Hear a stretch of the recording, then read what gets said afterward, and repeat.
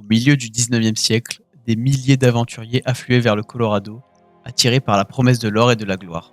Aujourd'hui, c'est une toute autre ruée qui s'annonce à Denver, non plus vers les rivières, mais vers les serveurs. Les meilleurs joueurs de Team Fortress 2 du monde entier s'y retrouvent pour ce que l'on va appeler les Worlds de Team Fortress 2, prêts à se battre pour le prestige ultime. Bienvenue à la Fist Gun Fireside Denver 2025.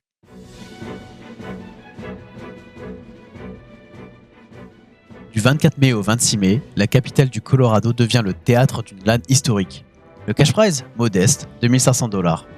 Mais l'enjeu, lui, est immense, car cette LAN réunit ce qui se fait de mieux dans chaque continent. Witness Gaming EU, la référence européenne. Witness Gaming AU, la force dominante de l'Océanie. Et côté Amérique du Nord, les deux titans, Like a J6 et Froyotech, qui s'affrontent depuis plusieurs saisons pour le titre de meilleure équipe du continent. Une LAN, c'est plus qu'un tournoi, c'est l'épreuve ultime. C'est là, sous la pression, le stress et l'intensité des projecteurs, que le vrai niveau se révèle. Pas d'excuses, pas de ping, juste du skill, du mental et du cœur.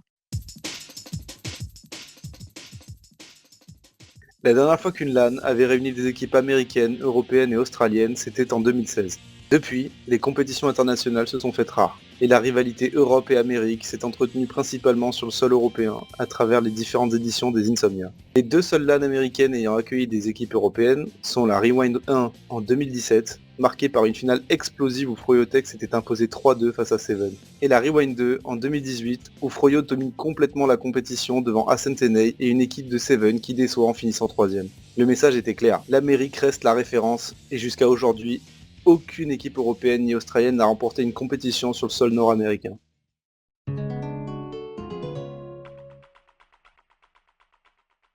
Depuis l'Insomnia 58, qui avait vu la victoire de Crowns et la 3ème place de Froyotech, plus aucune équipe européenne n'a battu Froyo dans une LAN internationale. Seven s'est imposé à l'Insomnia 61, mais c'était contre Sfist, une équipe composée seulement d'un joueur américain, banni. À l'I63, Froyo prend sa revanche et s'impose contre Seven. À l'I65, l'absence de Froyo laisse la place à Ascent NA, battu nettement 3-0 en finale par Seven. La hype monte alors pour une revanche, mais la pandémie met les projets en pause.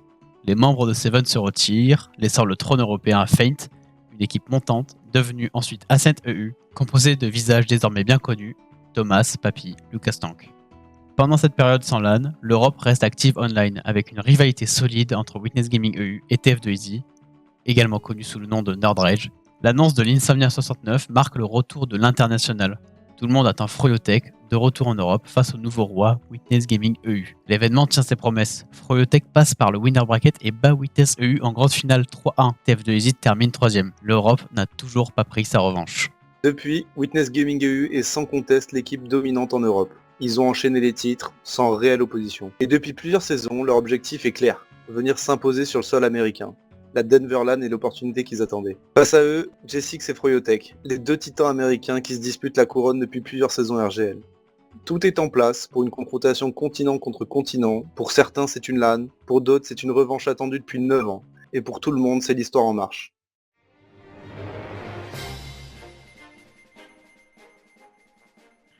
Witness Gaming EU est le porte-étendard de l'Europe pour ce championnat mondial. Au cœur du projet, Thomas, Pocket Scout et star incontesté de la scène européenne. L'équipe gravite autour de lui et pour beaucoup, il est tout simplement le meilleur joueur du continent. À Denver, c'est sur ses épaules que reposent les espoirs européens. À ses côtés, XZ, Scout Flanc et fierté italienne, régulièrement salué comme le meilleur à son poste, il complète à merveille la ligne arrière de Witness Gaming EU. En Pocket Soldier, on retrouve Papy, le capitaine et véritable leader vocal de l'équipe. C'est lui qui donne le rythme et maintient l'équipe soudée vers un objectif clair, la victoire. Sur le flanc, Hugo, fraîchement intégré au roster en tant que roamer, part à Denver fort de ses récentes victoires à la Pologne 2025 et à la saison 49, aux côtés de Witness EU. Une montée en puissance impressionnante. En médic, Otto a repris le flambeau après le départ de Moula. Si ses dernières performances ont pu faire douter certains, il semble désormais revenu à son meilleur niveau, juste à temps pour ce rendez-vous mondial. Enfin, en Demoman, le retour du vétéran Lucas Tank promet du spectacle. Véritable légende de l'après-midi, il revient plus affamé que jamais, prêt à faire parler de son expérience sur la scène internationale. Witness Gaming EU, c'est un mélange de talent brut, d'expérience et d'ambition. L'Europe peut croire en eux. À Denver, ils n'ont pas l'intention de jouer les figurants.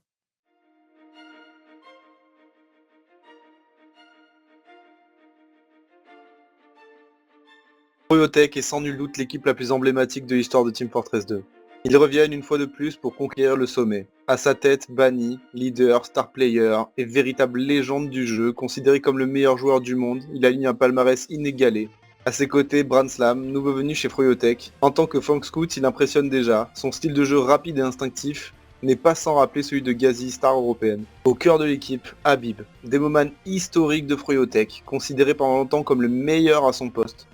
Son titre est désormais légèrement contesté, mais il reste une référence mondiale. Ubida officie en tant que médic. Présent depuis un petit moment dans le roster, il a su prouver qu'il avait tout d'un joueur top invite, solide et fiable. Sur le flanc, Paddy, toujours présent dans le roster de Froyotech. Ancien pilier de Froyo, il est bien connu du public européen pour ses participations au LAN sur le vieux continent, où il s'est souvent montré redoutable. Enfin, Laz complète la line-up en Pocket Soldier.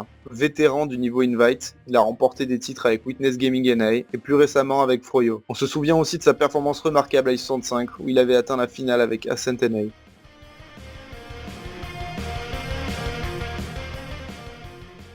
Dur de présenter comme il se doit cette équipe tant ils sont isolés géographiquement. Witness Gaming AU est l'équipe la plus dominante de la scène TF2 océanienne depuis sa formation fin 2020, à la suite de la saison 28. Avec 10 titres de saison, 3 LAN remportés et un taux de victoire parfait en finale, ils sont considérés par beaucoup comme la meilleure équipe de l'histoire de la région, surpassant même les légendaires Team, Immunity et Jasmine T. Désormais, ils visent l'international avec un objectif, dépasser la malédiction de la 4ème place qui a frappé leurs prédécesseurs et enfin inscrire l'Océanie au panthéon mondial du TF2.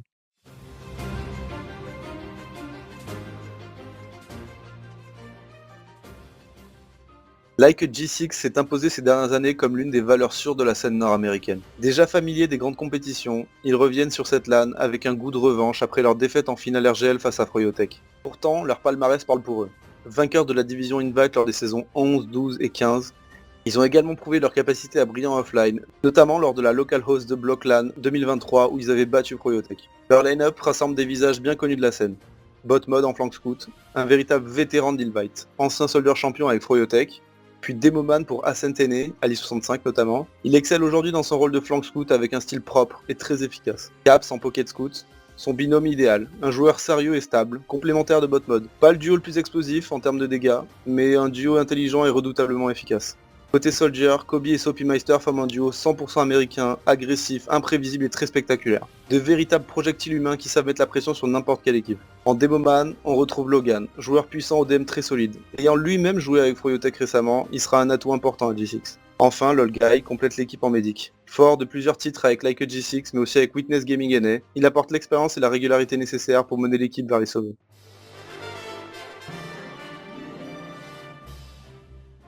Cette équipe très récente a rapidement réussi à être respectée dans la scène nord-américaine. L'équipe a prouvé qu'elle avait tout pour jouer les premiers rôles et aujourd'hui elle débarque à Denver avec l'ambition d'écrire une nouvelle page de son histoire. Le duo scout est composé de Jay et Slemnish, deux joueurs ultra expérimentés, au DM impressionnant. Sur les rôles de soldier, on retrouve Dingo et High5. Certes, ce ne sont pas des soldiers de formation. Dingo a longtemps joué en Demoman et High5 s'est surtout illustré en scout. Mais malgré ce changement de rôle, ils ont trouvé leur rythme et leur style, comme en témoigne leur victoire récente contre Froyotech lors de la Horse Monthly Cup. Au poste de Demoman artiste, avec sa spécialité, le lock and load. Il a déjà gagné l'Invite avec Witness Gaming NA et il compte bien récidiver. Enfin, en médic, c'est le vétéran Zilly qui ferme la marche. Très expérimenté, il offre stabilité et sang-froid à une équipe qui a tout pour briller.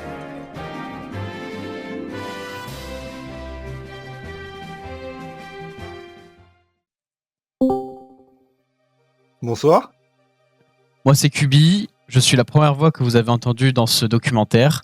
Je me présente, Scar, véritable icône, ex-joueur Prem, le joueur préféré de ton joueur préféré. Parmi les 5 équipes que nous vous avons présentées, je mets en 5e place Witness Gaming Australie.